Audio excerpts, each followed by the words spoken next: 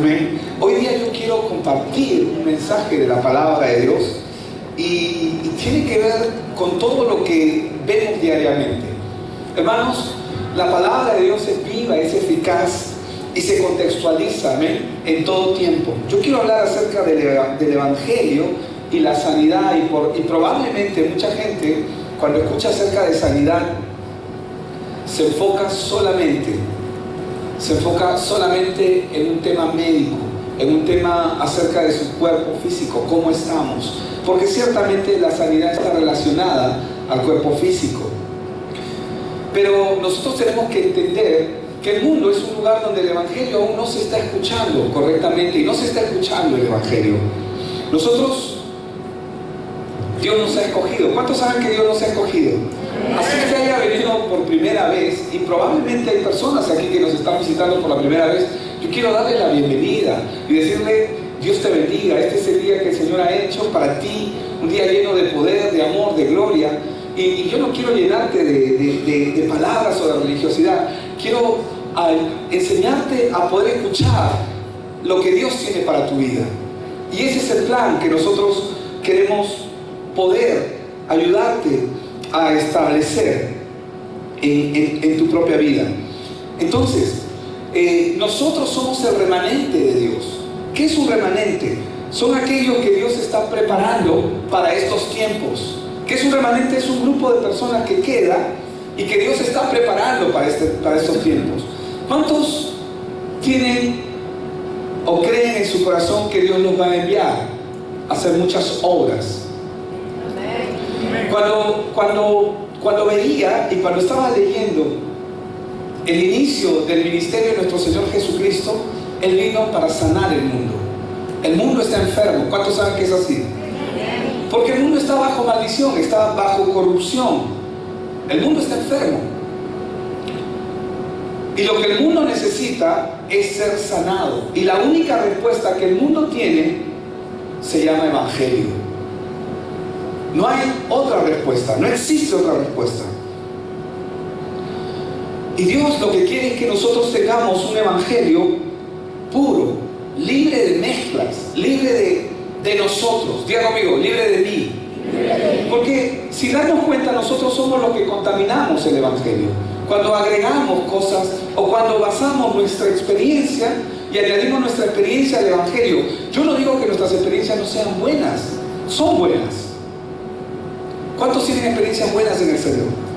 Yo recuerdo que cuando fui alcanzado en la universidad, yo recuerdo que cuando el Señor habló a mi vida, yo tuve una experiencia sobrenatural. Y dentro de esa experiencia sobrenatural sentí como un rayo de luz entró sobre mi vida. Y yo sabía que el Señor Jesucristo estaba a mi costado y ni siquiera no podía ni levantar mi rostro, ni lo único que decía era: perdóname, Señor. Y no dejaba de llorar. Yo sabía que Jesús estaba a mi costado.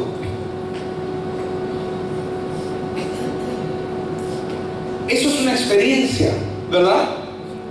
Que Dios nos permite vivir, pero son experiencias personales. ¿Para quiénes son? Para nosotros. Para que nosotros sepamos quién es Dios y de dónde Él nos ha sacado. Pero yo no puedo esperar y no puedo basar el evangelio en mi experiencia. ¿Me dejo entender? ¿Qué quiero decir? De que nosotros lo que tenemos que hacer es dar el evangelio y el Señor a cada persona le va a dar su propia experiencia. Ahora,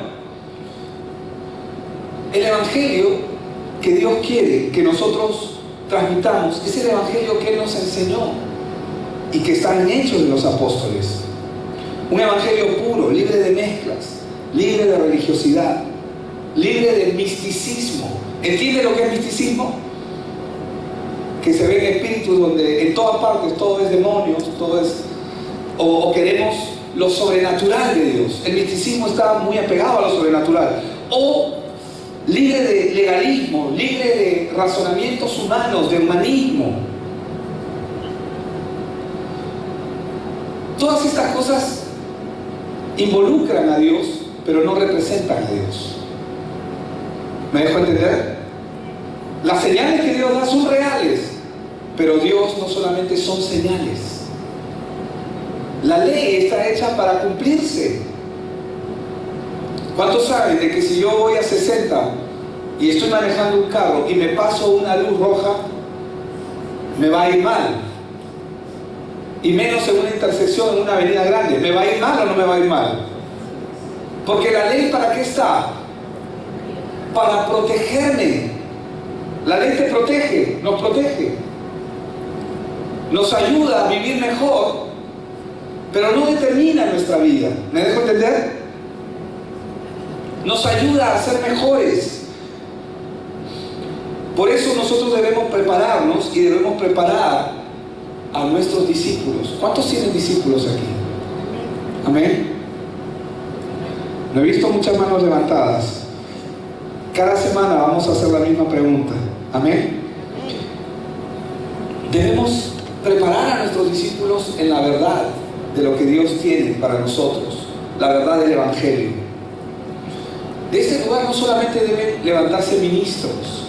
Cada persona, cada uno de nosotros que estamos aquí, somos llamados a ser ministros.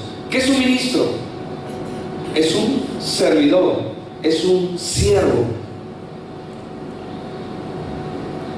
Pero de aquí también se van a levantar pastores. Amén. ¿Cuántos dicen amén? Amén. Amén. Se van a levantar evangelistas. Hombres y mujeres llamados por Dios. Misioneros. ¿Cuántos saben que de aquí se van a levantar misioneros? Ya hay misioneros aquí. Ya hay misioneros a los campos. Están aquí cerquita nomás. ¿Verdad?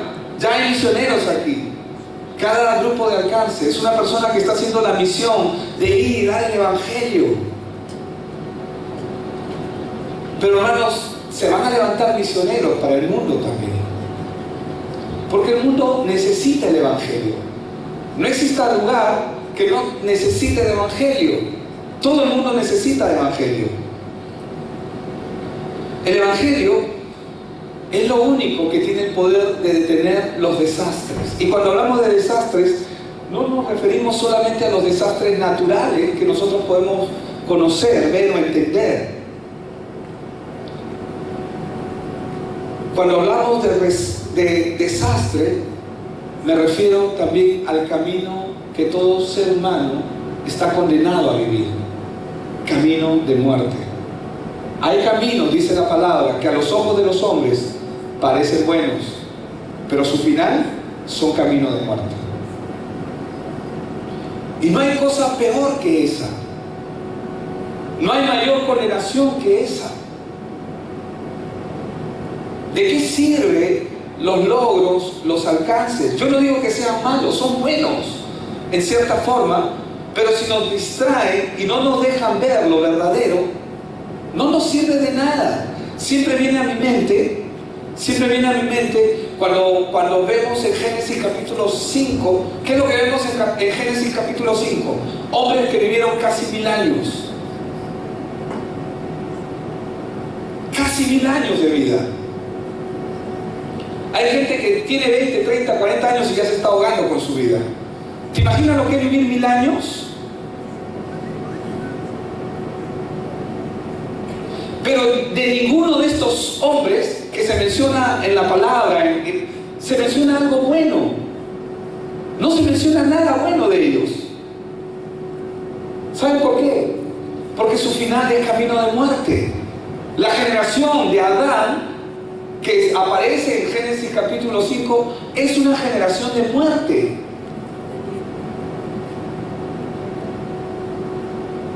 Hay Nobels que tienen ese premio a los 50, a los 60, a los 70 años. ¿Cuántas cosas buenas podría hacer una persona en casi 1000 años? Un montón, ¿verdad? ¿Cuántas carreras podrías estudiar? Todas. Las que haya, y quizás tú puedas inventar otras.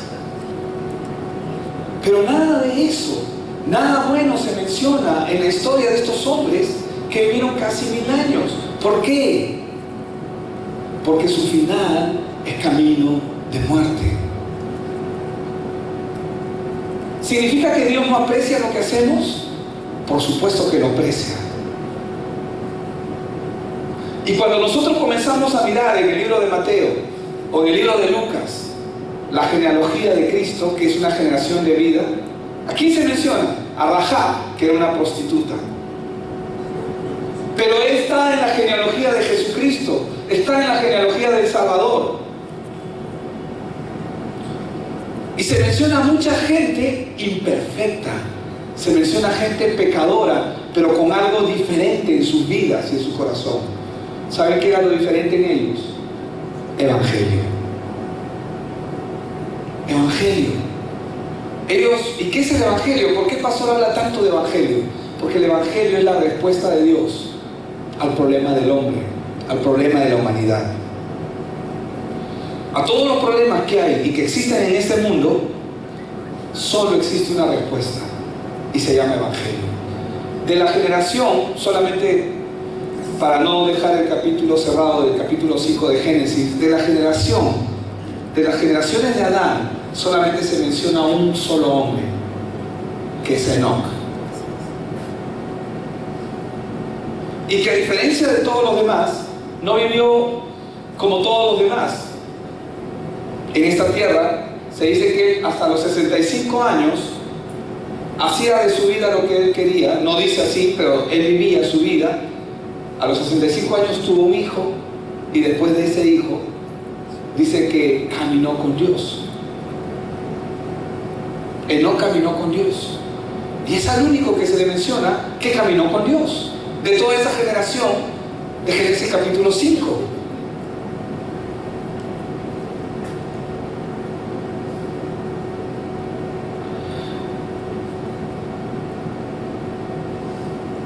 El Evangelio es la respuesta que el mundo necesita. ¿Qué es el Evangelio, pastor? Es la respuesta de Dios al problema del hombre. ¿Y cuál es el problema del hombre? Que está separado de Dios. Y quiero que sepa algo: el Evangelio no solamente salva vidas, sino también detiene los desastres.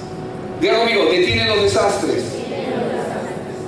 Detiene los desastres que se sufren como producto de una sociedad corrupta, que vive separada de Dios y vive aislada de Dios por la ignorancia que hay. ¿Qué es lo que puede salvar a mi país? Cuando yo veo las noticias, cuando veo la televisión, que la uso para ver noticias nomás, ¿qué es lo que veo? Corrupción. ¿Qué es lo que veo? Dolor, sufrimiento. ¿Qué es lo que veo? ¿Qué ves tú cuando prendes las noticias? ¿Hay algo bueno? De 100 noticias, 95 son malas. Y 5 probablemente parecen buenas. Pero, ¿qué es lo que puede cambiar mi país? ¿Qué es lo que puede cambiar mi nación? ¿Qué es lo que puede cambiar mi sociedad? ¿Qué es lo que puede transformar esta sociedad? El Evangelio. El Evangelio. Por si acaso, yo no estoy hablando de política. Estoy hablando de cómo Dios, cuando transforma la vida de personas, puede transformar una nación. Pero no estoy hablando de religiosidad, porque hay mucha gente que dice que son y no son. Y Jesús lo dijo: por sus frutos los conoceréis. Necesitamos entender que a través del Evangelio es lo único que podemos traer una respuesta verdadera, confiable y diferente al hombre, y como consecuencia del hombre, nuestra sociedad. Hoy yo quiero compartir acerca del Evangelio y la sanidad. ¿Por qué el Evangelio y la sanidad? Porque el problema de la enfermedad no es solamente un problema físico en el ser humano, también es un problema social. Amén. ¿Cuántos saben que nuestra sociedad está enferma? Todos conocemos lo que es una pus, ¿verdad? Cuando tú pones el dedo y es algo detestable, pero es doloroso para el que posee la pus. Es detestable, es asqueroso, disculpen la expresión, pero es doloroso para el que posee la pus. Eso es lo que yo veo cuando yo prendo la televisión y veo las noticias en mi país. Veo algo detestable, asqueroso, pero doloroso para nuestro país, triste para nuestro país.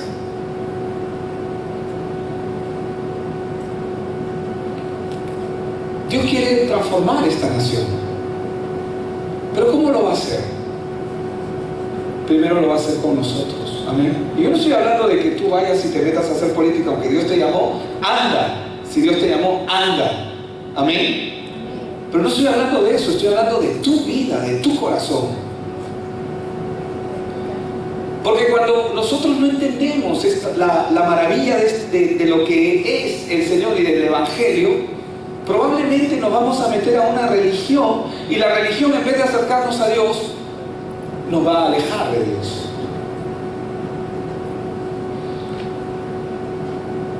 Los problemas que vienen a una sociedad vienen por falta de evangelio. Y hermanos, el ejemplo más claro en esto es el mismo pueblo de Israel. Dios le dio a Israel evangelio desde sus inicios. Le dio la respuesta. ¿Cuál era la respuesta que ellos podían tener para solucionar sus problemas? Pero fueron remanentes, diga conmigo, remanentes. Es decir, pocos hombres los que pudieron ver y entender y pudieron detener, diga conmigo, detener los desastres. ¿Usted me está entendiendo? Amén. Sí, me está entendiendo lo que le estoy tratando de enseñar. Hermanos, el Evangelio tiene el poder de transformar una nación, de detener los desastres, de componer y arreglar situaciones. Recordemos que el Evangelio es el plan de Dios para el hombre, y es por eso que Israel tuvieron guerras, ellos fueron esclavos, fueron colonizados, tuvieron grandes desastres durante la trayectoria de su vida como pueblo. ¿Pero por qué se dio eso? Ellos tenían Evangelio, pero no tenían el entendimiento de lo que era y representaba el Evangelio para ellos. Amén. Una de las consecuencias más claras que vive nuestra sociedad es una preocupación y angustia continua. Esta es una de las fuentes principales que provocan las enfermedades. ¿Sabía eso o no? La gente que está angustiada está proclive, propensa a enfermedades, a la depresión y a tomar decisiones radicales que son perjudiciales para ellos mismos y para sus propias familias, como el suicidio y otras cosas más que podrían venir. ¿Usted me está entendiendo lo que le estoy diciendo? Entonces, Dios nos ha dado su Evangelio. Diga conmigo, me ha dado su Evangelio. Me ha dado ese tesoro, la perla de gran precio. A mí me lo ha dado. Amén. Ahora, yo quiero que usted pueda entender lo que es y representa el Evangelio, porque no todos alcanzan a entender lo que es y lo que representa. Pero hermanos, una persona que tiene la claridad del Evangelio en sus corazones no va a ser una persona religiosa, va a ser una persona real, cabal, que va a vivir conforme al plan que Dios ha determinado para su vida. Yo quiero vivir el plan de Dios para mi vida. Porque cuando yo vivo mi vida, hasta me puede dar asco. Disculpen la expresión, ¿me dejo entender? Hasta me horrorizo de mí mismo. Nos podemos horrorizar de tomar decisiones equivocadas. Suena radical la forma en que lo digo, pero es la verdad. Tengo que ser radical. Yo no quiero vivir mi vida. Quiero vivir la vida que Dios ha establecido para mí. ¿Qué vida quiere vivir usted? ¿Qué decisión quiere tomar usted en su vida? Dios tiene un plan. Sí, pastor, ya lo sé. Dios tiene un plan. Sí, pastor, ya lo sé. Dios tiene un plan. Sí, pastor, ya lo sé. Dios tiene un plan. ¿Me dejo entender? Dios tiene un plan. Y lo tiene todo listo. Dios tiene un plan. Deja de vivir tu vida y comienza a vivir el plan que Dios tiene para tu vida. Y lo primero que tienes que hacer es entender este Evangelio. ¿Qué es lo que Dios tiene para ti? ¿Qué es lo que Él quiere contigo? ¿Qué quiere hacer contigo? Amén. Vamos a leer Hechos capítulo 1, verso del 1 al 8. Dice, en el primer tratado, dice, oh Teófilo, hablé acerca de todas las cosas que Jesús comenzó a hacer y a enseñar. Jesús, cuando vino a esta tierra, ¿cómo estaba el mundo? ¿Corrupto? ¿Acaso los problemas que hay ahora no habían cuando Él estaba? ¿Había tiranía? Sí. ¿Había corrupción? Sí. ¿Había dolor? Sí. ¿Había sufrimiento? ¿Había gente enferma? Sí. Había todo lo que hoy hay. Por eso es que la Biblia dice que no hay nada nuevo debajo del cielo.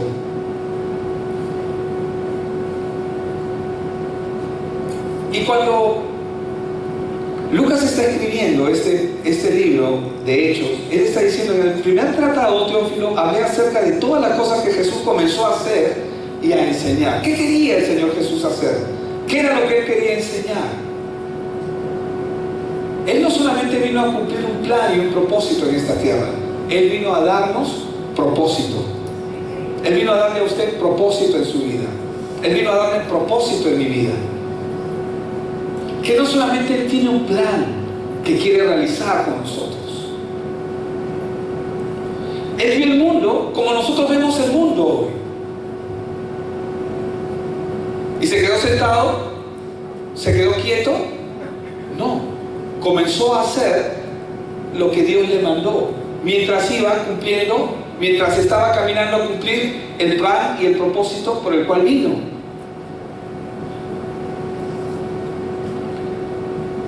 Dice, las cosas que Jesús comenzó a hacer y enseñar hasta el día en que fue recibido arriba, después de haber dado mandamientos por el Espíritu Santo a los apóstoles que había escogido. ¿Sabe lo que significa apóstol? Enviado. Por si acaso no significa jefe, no significa supremo, no significa excelentísimo, no significa nada de eso. Significa enviado. A los enviados. Amén. Para aquellos que de repente ven por televisión y ven una cultura de apostolitis, o sea, y pareciera que los apóstoles son personas especiales, hermanos, son personas enviadas. ¿A qué? A dar el evangelio, a establecer el reino de Dios en esta tierra. Amén. ¿Cuántos enviados hay aquí? Amén. Ok. Entonces, a quienes también, después de haber padecido, se presentó vivo con muchas pruebas indubitables, dice, apareciéndoseles durante 40 días y hablándoles acerca de ¿qué? Del reino de Dios. ¿Por qué el Señor Jesús estaba tan enfocado en hablar del reino de Dios? Porque Él dijo, mi reino no es de este mundo, ¿verdad? ¿Se acuerdan que le dijo a los discípulos? Y cuando Pedro quiso defenderlo, ¿te imaginas a Pedro queriendo defender a Jesús? Al que lo está sosteniendo con su mano. ¿Puedes tú defender a Dios? ¿Podemos nosotros ayudarle a Él? No. Y Jesús le dijo, Pedro, si yo quisiera, acá, ahorita mismo traigo 12 legiones, eran, ¿verdad?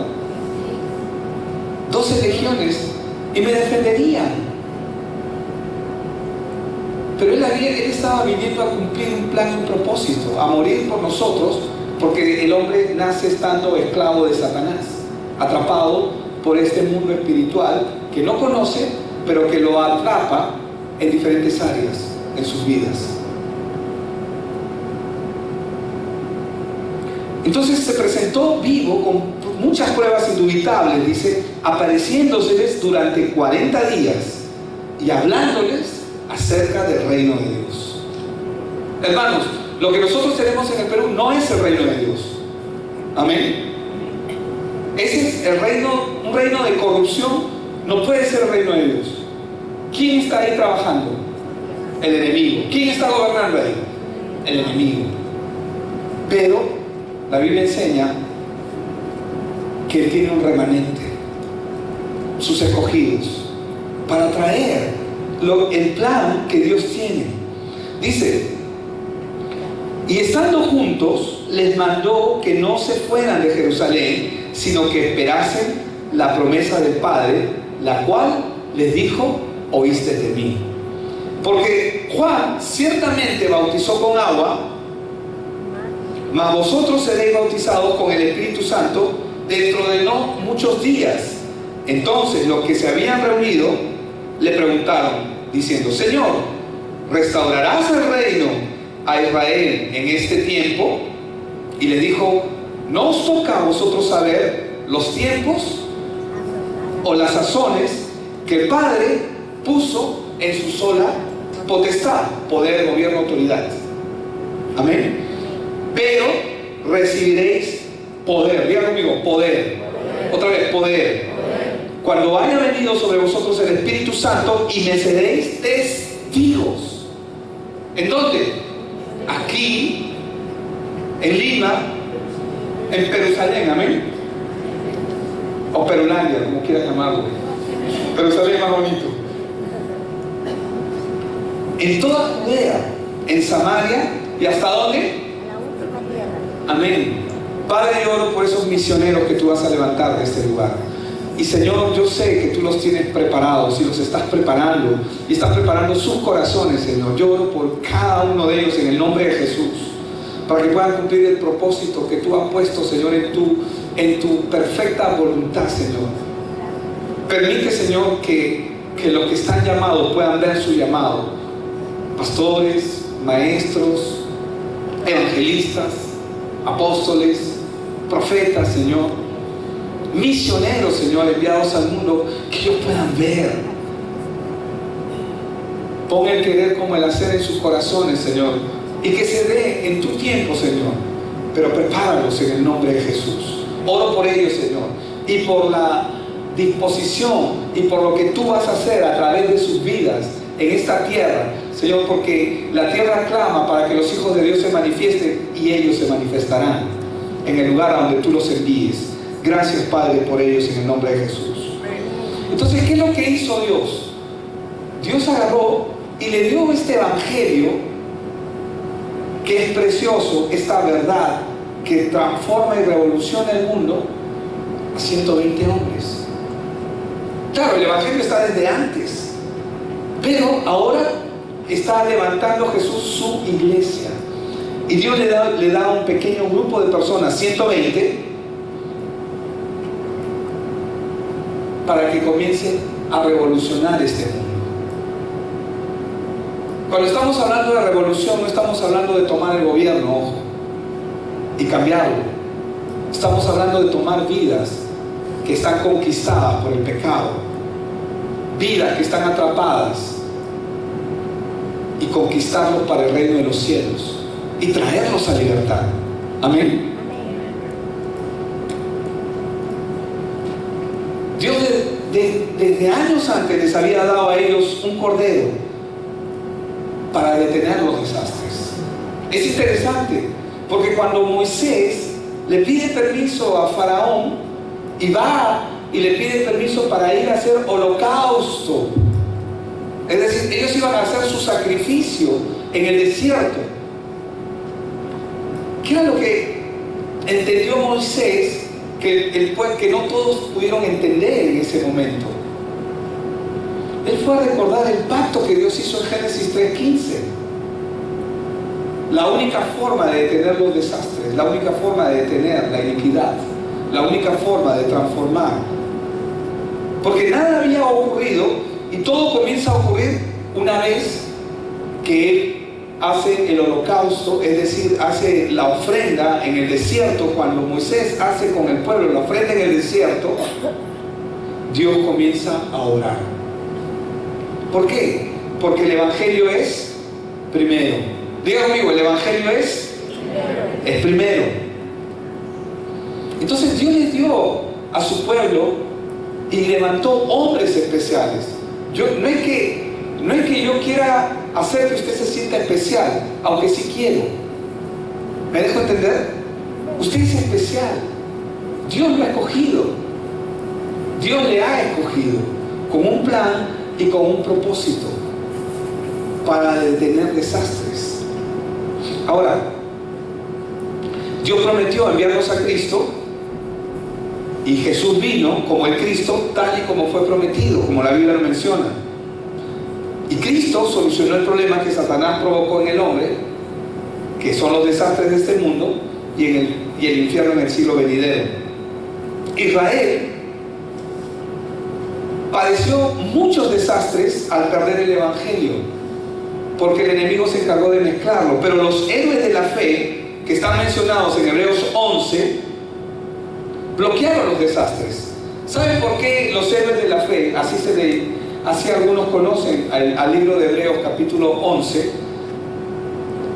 Lo que ellos hicieron fue detener las obras del diablo. Claro, fue Dios a través de ellos, pero Dios los usó para detener las obras del maligno sobre esta tierra. Vemos desde la antigüedad cómo Dios, cuando levanta sus remanentes, se detienen los desastres. ¿Qué va a cambiar nuestro país? El Evangelio. ¿Cuántos remanentes hay aquí? Ahora, hay muchas personas que están enfermas y atraviesan situaciones que requieren sanidad en sus vidas. Pero no hace falta recalcar que el mundo necesita sanidad. Eso ya lo sabemos, ¿verdad? No es nada nuevo. Pastor, no me está diciendo nada nuevo. El mundo está perdido. Es verdad, está perdido. Necesita sanidad. Es verdad, necesita sanidad. La gente en el mundo está sufriendo. Y todo lo que vemos a través de sus rostros son apariencias nada más. Pero todos, sin excepción, sin temor lo digo, basado en esta palabra, todos están sufriendo. Pero en la iglesia existen también creyentes que necesitan sanidad, experimentar la sanidad en sus vidas. Jesús ya hizo su obra, pero necesitan experimentar sanidad en sus vidas. La iglesia también necesita entender la obra de Jesús para que la sanidad sea un hecho real en su vida. ¿Cuántos quieren ser reales? Auténticos, genuinos. Amén. Entonces, hay muchas áreas que debemos sanar. Sí, hay áreas físicas que también se necesitan ser sanadas, pero lo más importante es el área espiritual. ¿Cómo estamos? ¿Saben por qué? Porque, hermanos, necesitamos una iglesia sana, saludable. Porque una iglesia sana y saludable va a poder ir y predicar el Evangelio con poder. Amén. Con poder. Y cuando hablamos de poder, no solamente podemos hablar de señales y milagros o prodigios que el mundo anhela ver, sino estamos hablando de vidas cambiadas, corazones verdaderamente transformados. ¿Qué es una sanidad? ¿Qué entiende usted por sanidad? Hay mucha gente que entiende por sanidad el ser sanados, ¿verdad? Qué profundo, pastor. Pero, hermanos, la sanidad que el hombre necesita es su encuentro con Dios. Esa es la sanidad, esa es la verdadera sanidad que el hombre necesita. Ahora, pero no termina en el encuentro con Dios. Hay tres condiciones necesarias que yo quiero mencionar hoy día para que la iglesia pueda experimentar su sanidad. Amén. Digo esto porque yo he estado meditando en esto mucho tiempo y hay mucha gente que aún estando en la iglesia camina mal,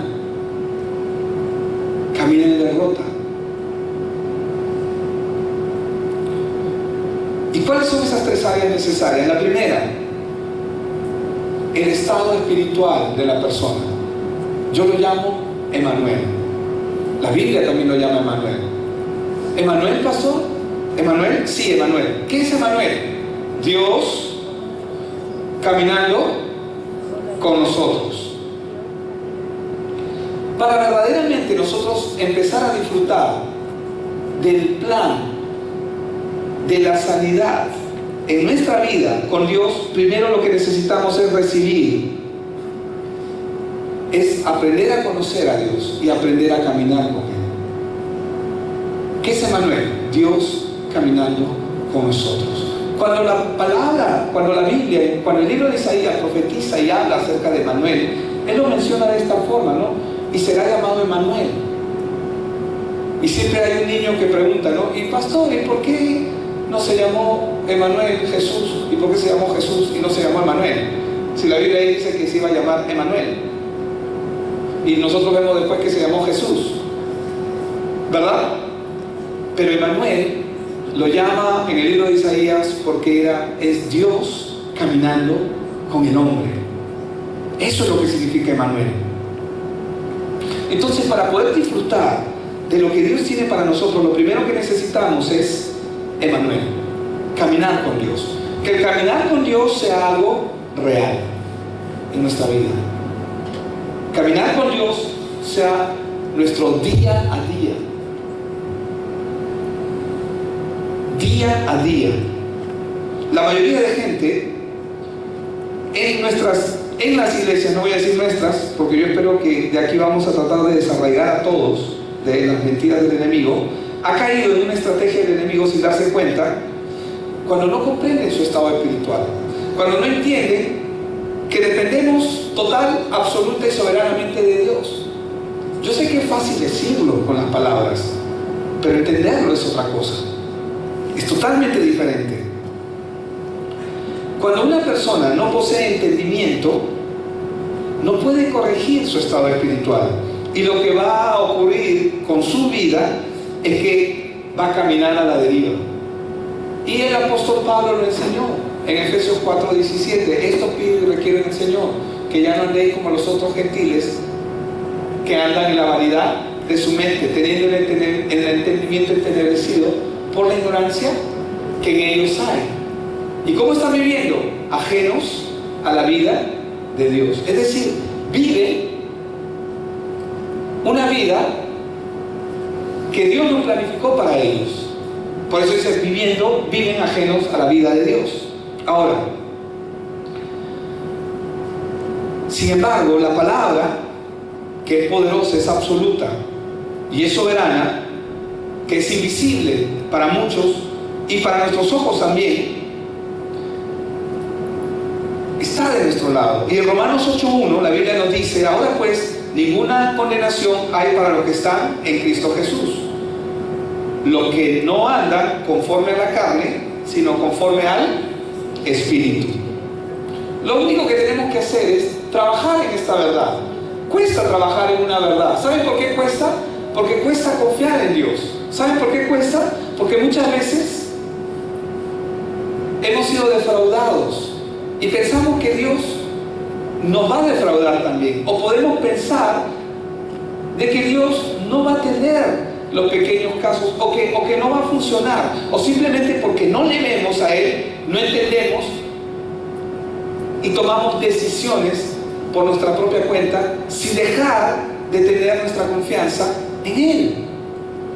Emmanuel es caminar con Él, aprender a caminar con Él. Entonces, una condición importante y necesaria para disfrutar no solamente de la sanidad en todas sus áreas, para la persona, para nuestra sociedad, es caminar con Dios, es Emmanuel. Solo necesitamos trabajar en esta verdad, caminar en ella y concentrarnos en ella. Sé que para mí es fácil decirlo y sé que las palabras podrían resultar incluso ligeras, pero hermanos, Dios quiere que nosotros verdaderamente aprendamos a caminar con Él, aún en los pequeños detalles, en lo más mínimo. El segundo punto que quiero tratar acerca de cómo nosotros podemos disfrutar de esta sanidad es el gozo espiritual. ¿Qué es ese gozo? Hermanos, el gozo tiene que ver con lo que no se ve, pero con la confianza que podemos tener en Él. ¿Cuántos saben que primero es lo espiritual y luego lo natural? Siempre, primero lo espiritual, el orden espiritual, y el orden espiritual es el que dirige y gobierna el mundo natural.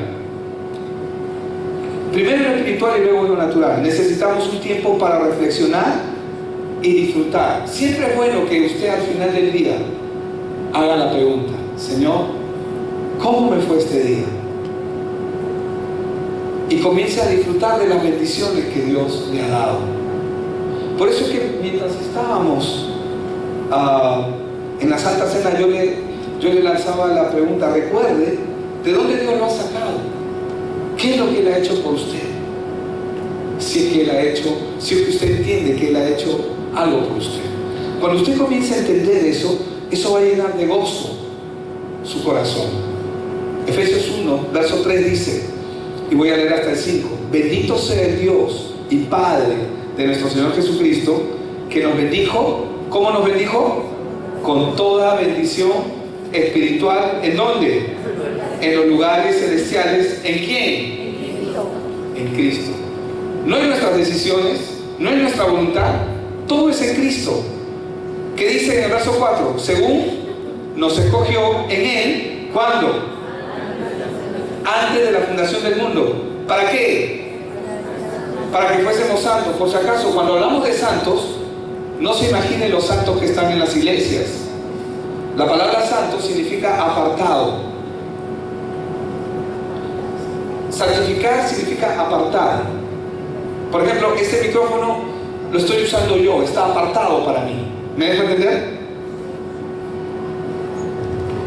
Según nos escogió en Él antes de la fundación del mundo para que fuésemos santos, es decir, apartados para Él.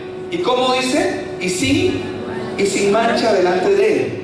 En amor, dice, habiéndonos predestinado para ser adoptados hijos suyos, y por medio de Jesucristo, según el puro afecto de su voluntad.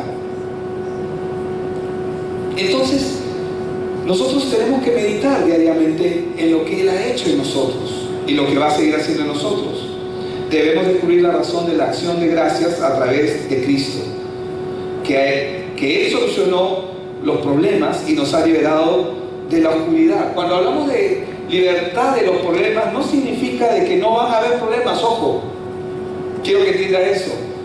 Cuando estamos hablando de que Él nos ha libertado de los problemas, no estoy diciendo que no van a haber problemas, sino Él nos ha libertado de la ignorancia de no entender los problemas. ¿Por qué ocurren las cosas que nos ocurren? Porque para los que estamos en Cristo, todas las cosas nos ayudan a bien, todas las cosas. Para los que están en Cristo, todas las cosas. Las buenas, sí, las buenas. Y las malas, también. Y las metidas de pata, también. Todo. Y la estafa que me hicieron, también. Y el robo, también. Ay, pero ¿por qué? No sé. Pregúntale al Señor. Todo nos ayuda bien. ¿Por qué? Porque hay algo que Él siempre nos quiere enseñar. Hay algo que Él siempre nos quiere mostrar. Él siempre nos está enseñando. Nos está mostrando. Pero ¿cuál es el problema del problema? Cuando no entendemos el problema. Y cuando no entendemos el problema, ¿qué hacemos? Lloramos, sufrimos. Pero cuando el problema viene, tenemos que hacer las preguntas correctas. ¿Y cuáles son las preguntas correctas, Señor? ¿Por qué me está pasando esto? A ver, ¿qué es lo que me quieres enseñar? Ay, me robaron el celular. ¿Por qué será? Se rompió. ¿Qué será? ¿Por qué será? Señor, hay que preguntar por qué y para qué. ¿Y cuál es tu propósito en esto? Y aún existe la posibilidad de que no entendamos nada. ¿A cuánto les pasa? Cuando no entiendes nada. Ay, Señor, ya no entiendo nada. Pero estás ahí. Entonces, cuando no entiendo nada, ¿qué es lo que me toca hacer? Confiar. Confiar. Porque puedo hacer otra cosa también. O confío o me desespero. Me conviene confiar. Ay, Señor, tú sabes. Pero continuamente estoy en su palabra. Continuamente estoy indagando y buscando, Señor, ¿qué es lo que tú quieres? ¿Qué es lo que tú estás haciendo? Amén. Entonces, cuando hacemos eso, vamos a comenzar a ver el cumplimiento de la palabra si nos aferramos al plan de Dios, a lo que Él tiene. Por eso es que la Biblia, por ejemplo, y vamos a recibir sanidad. Amén. Y cuando hablamos de sanidad nos referimos solamente a la parte médica. Dice en Proverbios 3:5 al 8: fíjate de Jehová de todo tu corazón, es decir, arráigate en Él, ¿no? Confía en Él. Fíjate de Jehová de todo tu corazón y no te apoyes ¿en dónde? En tu propia prudencia. No te apoyes en ti. Reconócelo. ¿Cuándo? ¿En dónde? ¿En dónde lo reconoces? En todos mis caminos. Pero hasta en esto, hasta en eso. Reconócelo. Sé consciente. ¿Y qué dice? Él, ¿qué va a hacer? Cuando no sé qué hacer, ¿qué Él va a hacer? Él sí sabe qué hacer, amén. Y Él va a enderezar nuestras veredas. Y luego lo reitera y dice: no seas sabio, otra vez. Primero dice: no te apoyes en tu propia prudencia, y ahora dice: no seas sabio en tu propia opinión. ¿Qué es lo que dice? Teme a Jehová y apártate del mal. Porque será, ¿qué cosa? Medicina a tu cuerpo y refrigerio para tus huesos. Entonces, cuando uno entiende eso, realmente puede experimentar el gozo. Esta palabra, ¿sabe con qué está conectada? Con Santiago. Tened por sumo gozo cuando os halléis en diversas pruebas. Este tipo está loco. Claro, ¿cómo va a decir que tengo que estar en gozo, en alegría, cuando estoy en medio de una prueba? ¿Quién en medio de una prueba está alegre? Normalmente las pruebas son difíciles, ¿verdad? Pero Santiago dice: tened por sumo gozo cuando os halléis en diversas pruebas. Ahora, entonces, hay algo por lo cual nosotros tenemos que estar agradecidos, y es que podemos tener la confianza de que Dios tiene todo el control. Por eso es que la Biblia nos enseña una vez más en Colosenses 1:3, del 1 al 3, dice: si pues haber resucitado con Cristo, ¿qué es lo que dice? Buscad, ¿qué cosa? Las cosas, ¿de dónde? De la tierra. Buscad, ¿qué cosa? Las cosas, ¿de dónde? De arriba. ¿Dónde está quién? Cristo sentado a la diestra de Dios. ¿Y cómo lo hago? Confiando en Él, dejando que Él dirija nuestros caminos. Poner la mira, dice, en las cosas de arriba y no en las de la tierra, dice, porque habéis muerto. Eso sí está bien duro. ¿Cuántos han muerto aquí? ¿Algunos levantan? Pero si verdaderamente estamos en Cristo, hemos muerto. ¿Y saben qué? Un muerto está muerto. No reacciona, no responde. Está muerto. O sea, no vive. Un muerto no vive, ¿verdad? Qué profundo. ¿Un muerto vive o no vive? No vive. Entonces, si estamos muertos, se supone que no vivimos para nosotros, sino vivimos para Cristo. Por eso es que dice: porque habéis muerto y vuestra vida está escondida en Cristo. O sea, la vida que te toca vivir es como Pablo lo dijo en Gálatas 2:20, ¿verdad? Pues ya no vivo yo, mas Cristo vive en mí, y todo lo que ahora vivo, lo vivo en la fe del Hijo de Dios, el cual se dio a sí mismo por mí, ¿no? Entonces, eso es lo que nosotros, en esto consiste tener gozo. Entonces, la primera condición que hemos visto es que tenemos que caminar con Dios, gozar de Emmanuel, saber. Y cuando comenzamos a caminar con Emmanuel, vamos a experimentar el gozo. ¿De qué? El gozo de saber de que Dios tiene todo el control. Y lo tercero, y con este punto quiero terminar, es que Dios tiene un horario para todo. ¿Me dejo entender? Dios tiene un tiempo para todo. No es en tu tiempo, no es cuando tú quieras, no es cuando tú lo dices, es cuando Él lo quiera, y el tiempo de Dios es perfecto. ¿Cuántos saben que el tiempo de Dios es perfecto? Hermano, Jesús no dijo nunca me equivoqué, ay perdón, lo siento, no. Él fue perfecto. Dios no se equivoca. Dios nunca se equivoca. Él siempre hace las cosas en el tiempo exacto, nunca antes y tampoco las hace después. Entonces, cuando nosotros comenzamos a disfrutar de estas verdades espirituales, vamos a poder experimentar sanidad en nuestras vidas. Porque ¿qué es la sanidad, hermanos? Es el encuentro que una persona va a tener con Dios. Y Dios se va a encargar de sanar su vida, su alma, su carne. Hay gente que se deprime, y no los estoy culpando, ojo, quiero ser muy cuidadoso, cuando se enteran de una mala noticia. Ay, me han detectado que puedo tener cáncer, o que puedo tener diabetes, o que estoy así, o que estoy así. Y hermano, pero está viviendo. Hay otros que han salido de sus casas y no van a regresar. Y el final de ellos es camino de muerte, si es que no están en Cristo Jesús. El horario de Dios, ¿por qué es importante? Porque cuando nosotros comenzamos a experimentar, Emmanuel, cuando comenzamos a experimentar el gozo de Dios en nuestra vida, porque el gozo de Dios es mi fortaleza. ¿Por qué el gozo de Dios es mi fortaleza?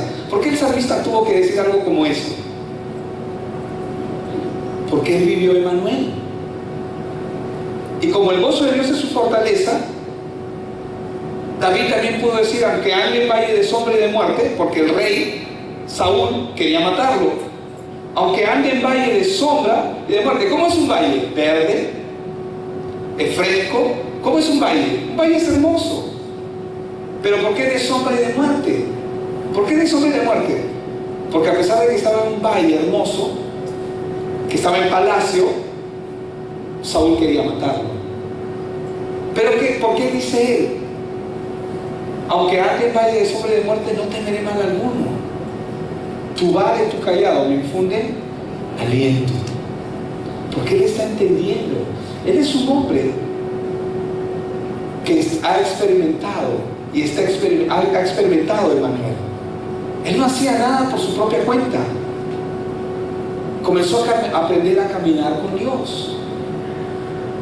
Por eso es que no le importó bailar y danzar en el templo, aun cuando se le cayeron las vestiduras y alguien se burló de él y quedó estéril. No le va a importar, porque ha aprendido a caminar con Dios y se goza en el Señor de su creación, en los buenos tiempos y en los malos tiempos, que no son malos, son buenos también, solamente que nosotros lo vemos malo. ¿Saben por qué? Porque está tratando nuestra carne. Es como cuando una persona está haciendo ejercicio, son 80 kilos, está sufriendo ahí, pero lo está haciendo con gozo, pero está sufriendo. Es un buen momento, está haciendo ejercicio, es un buen momento. No hay tiempos malos en el Señor. Para los que son de Cristo, todos los tiempos son buenos. Pero ¿por qué lo vemos malo? Porque forman nuestro carácter, porque van justamente a lijar aquella cosa que no necesitamos, pero que nosotros somos tercos en caminar con eso. Eso duele, pues. Duele. Entonces, cuando un remanente, cuando un hijo de Dios entiende eso, va a entender que Dios tiene su tiempo, el horario de Dios. Amén. El horario de Dios. ¿Cuál es el horario de Dios? El que Él disponga, el que Él ya dispuso, el que Él ya hizo. Gloria a Dios. Amén. ¿Cuántos quieren disfrutar de las respuestas de Dios en su vida? Yo levanto mi mano en primer lugar. Amén. Yo quiero seguir disfrutando y disfrutar. Y quiero que me elija el Señor. También quiero que me elija el Señor. Lija. ¿Sí entienden lo que elija, no? Pulida.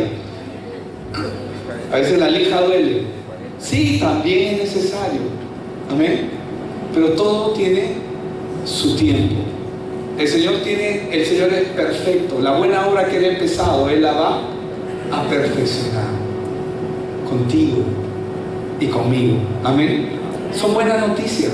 El Evangelio siempre son buenas noticias.